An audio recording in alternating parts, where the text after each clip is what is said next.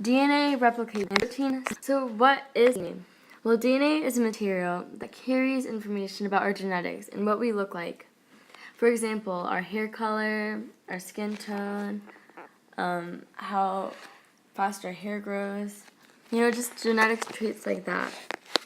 DNA replication. So DNA replication is basically whenever DNA just makes another copy of itself. Yeah. So as you can see here, this is DNA straightened out, and these 4 different colors are the different bases. As you can see right here, the bases are adenine, thymine, cytosine, and guanine. The base pairs are adenine and thymine, and cytosine and guanine. They always pair with each other, no matter.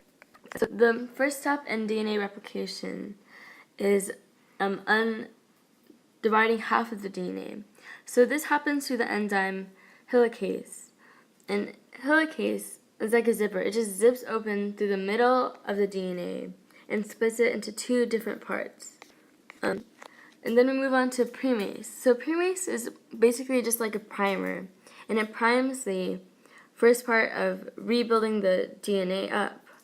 So it's a primer, and then it's polymerase to build the rest of it in big chunks. Whenever the primase falls out, it just replaces it. Protein synthesis.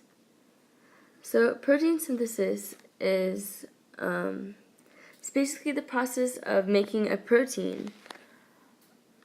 A lot of people get these 2 steps confused, but the way to simple which order they're in is really easy. Transcription has a C in it, and for L in the alphabet, and transcription comes before translation. So transcription is whenever you copy the RNA polymerase and link it with the DNA template, and it makes the mRNA, which is the messenger RNA. And messenger RNA is located in the nucleus, and it has to travel all the way to the ribosomes. We have ribosome RNAs.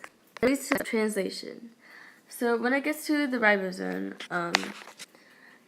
the translation occurs. So this is tRNA, and as you can see on the T, there's a little circle.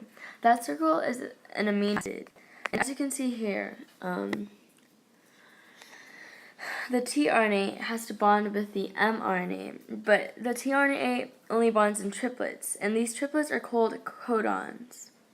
And as you can see, there are little letters here, and that's because tRNA has a very specific code it has to bond with. U has to bond with A, and A with U, and then C and G.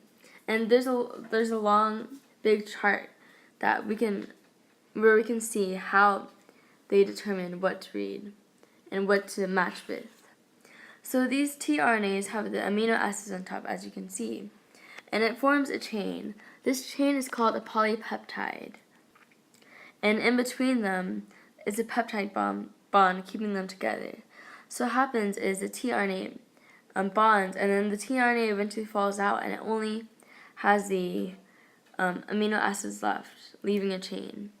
The tRNA knows when to stop because the mRNA has a code called a stop codon that just tells the tRNA that that's enough and they need to stop, and which produces the polypeptide chain, which is in a protein, which is what we wanted. Mutations that may occur to DNA is, so you see on the right here is a regular DNA.